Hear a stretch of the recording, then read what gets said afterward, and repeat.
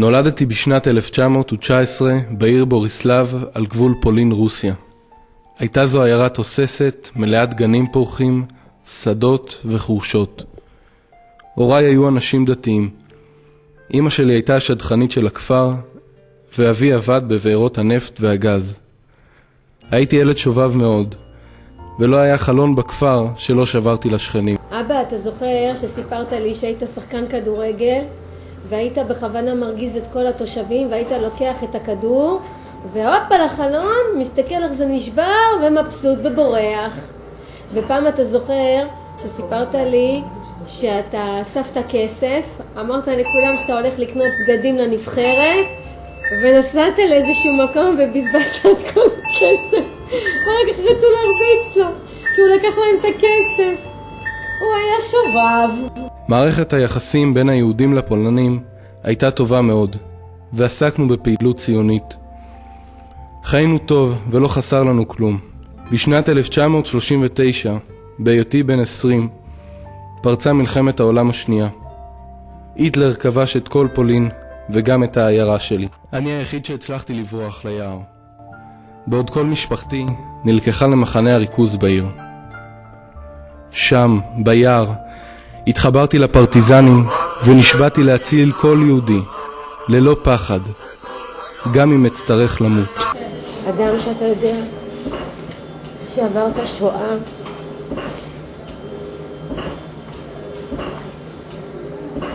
ותמיד היה חזק,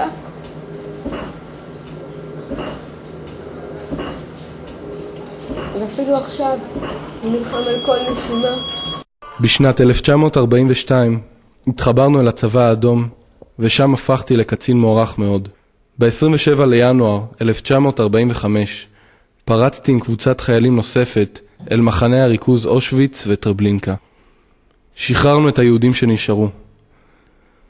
חיפשתי את משפחתי או קרובים רחוקים, אך לצערי כולם הושמדו בתאי הגזים. עם קום המדינה אנו מכריזים בזאת על הקמת מדינה יהודית בארץ ישראל, היא מדינת ישראל. פרשתי מהצבא הפולני בדרגת אלוף משנה, ועליתי לארץ ישראל באונייה. ב-1964 התחתנתי עם סבתך אליזבת, וב-1967 נולדה ביתי האהובה איריס. והנה היום נכדתי דנית סוגרת עבורי מעגל ומוכיחה לעולם כי הנאציזם נכשל, והיא נוסעת למחנה השמדה אושוויץ לייצג את העם היהודי היושב בציון.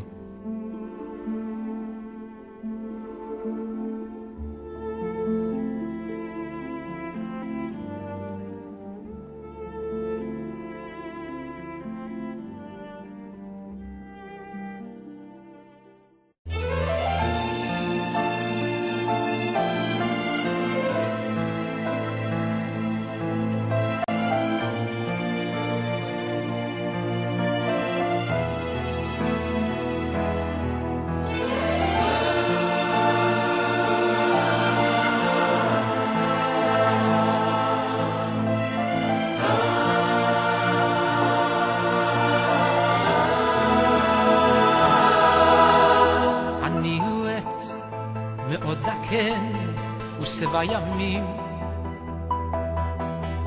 ראיתי כבר רוחות עזות ורעמים. אני רוצה לומר לכל מי שרק אפשר, אולי דליה דומה לידלה חיצונית, אבל אין. הלו, תסתכלי עליי, אני עכשיו מדברת למצלמה, לא דליה. אמנם דליה דומה לידלה קופי, אבל אני לקחתי את האופי של אבא, אבאלה. אנחנו תותחי על, אנחנו חזקים, אנחנו לא מפיל אותנו שום דבר, נכון? ידלה.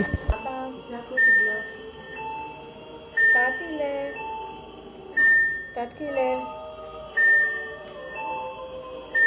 ידלה. אתה היית אדם משורר הערצה, אדם לוחמני, אדם שגם ברגעיו האחרונים נלחם על חייו ובכבוד.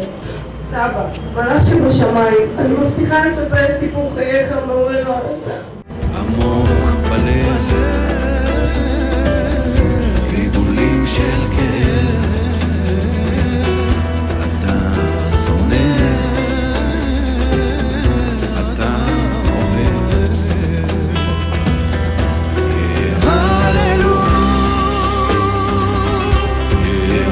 יהללוך המלאכים ולא טובה דרכך בזוהר ובחמשך.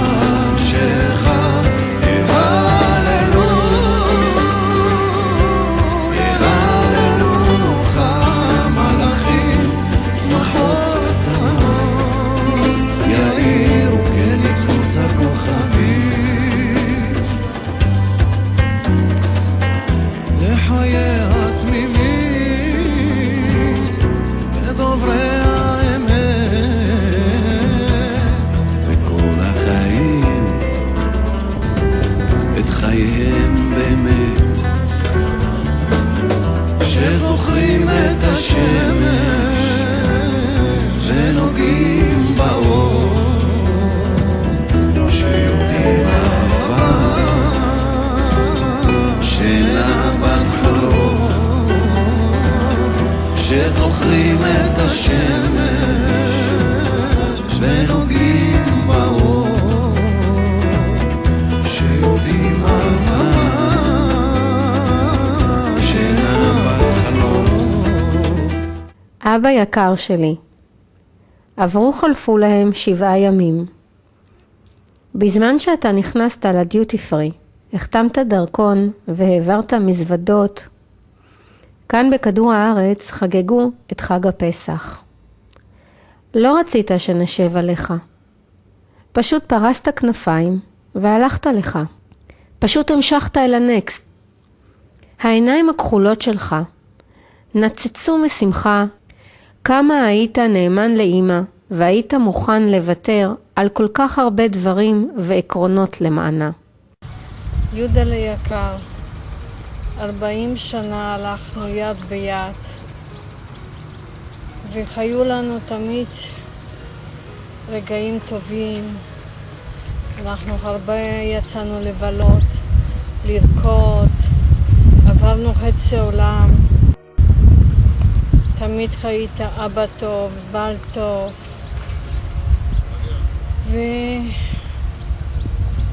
ופשוט אני לא מאמינה שככה זה קרה ועזבת והלכת ועזבת אותי לבד.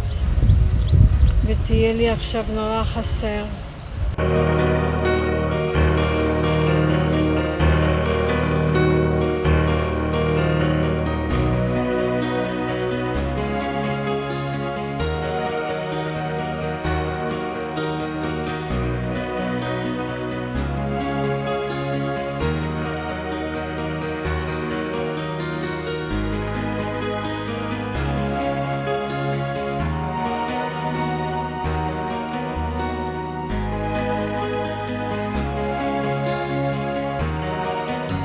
לאשתי אליזבת, ילדיי ונכדיי אהובים.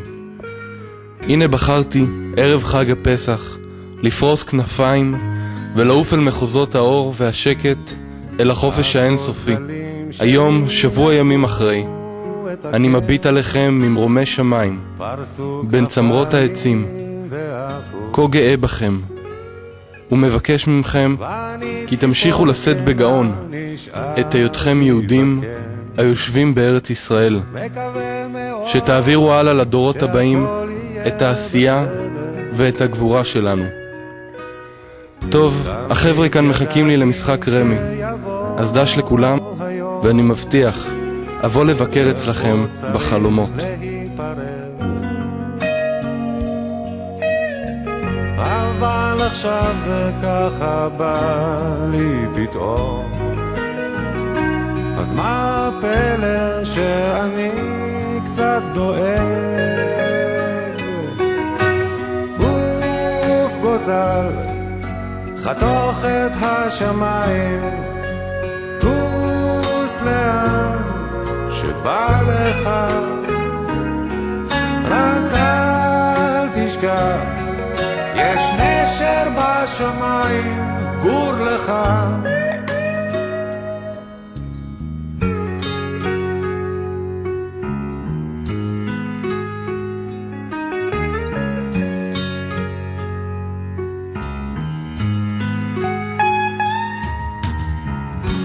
עכשיו נשארנו לבדנו,